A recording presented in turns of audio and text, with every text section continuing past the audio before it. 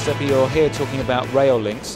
More specifically, just say what you're talking to people about. Yes, this is a subject I've been following for the last 9 years. This is an important subject for the European Commission as we aim to facilitate movement of citizens all around Europe and within and also towards the rest of the world.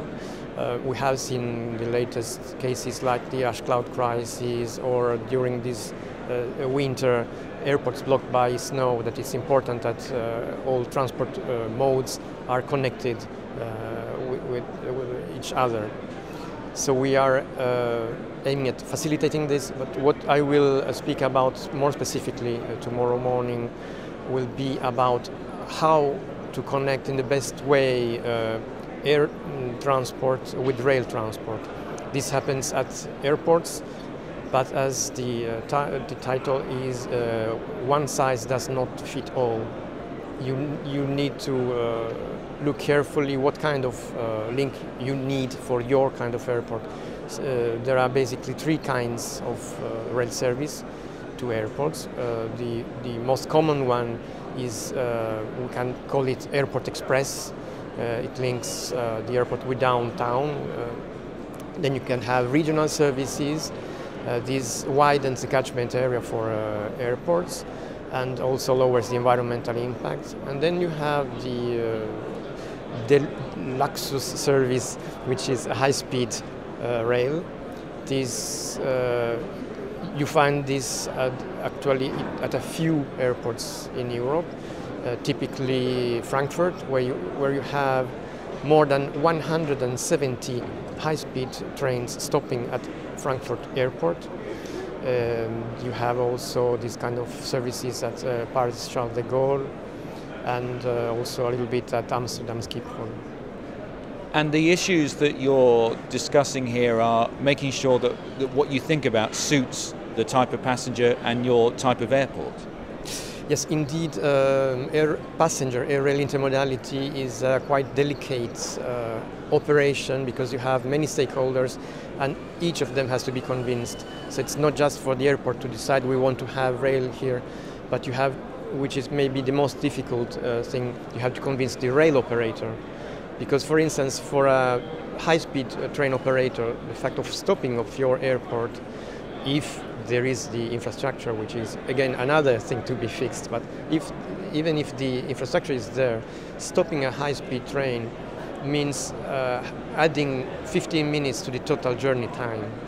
And often railway operators are not convinced that it's worth stopping at the airport, maybe because the majority of passengers on board that train, they are heading towards downtown, and also because there will not be enough passengers in order to justify a stop at the airport.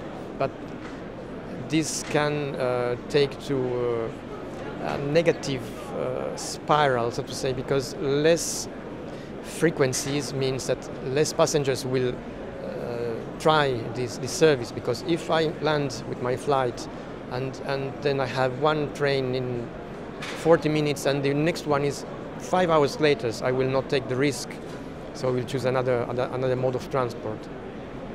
Is there a move, though, with the European Commission that rail has to be considered more because of the environmental impact as we try and get less road traffic around airports? As a matter of fact, there is political recognition that rail is very important, particularly high-speed rail, because of the cost of infrastructures. There is most of financial support, for instance, within trans-European networks, goes to these kind of infrastructures. However, air transport is also very important. This will be now highlighted in the new version. It is, because it's right now it's been adopted, the new white paper on transport policy from the European Commission, and we are also not updating but completely remaking the guidelines on trans-European networks, the so-called TEN-T. This is the main financial instrument in favor of transport infrastructures. In these new guidelines, airports will be much more valorized, much more put into light compared to what it was before. There will be two layers, first one called comprehensive network, and then a core network, which will have priority for financing, and it is foreseen to include all airports serving cities or conurbations with more than 1 million passengers.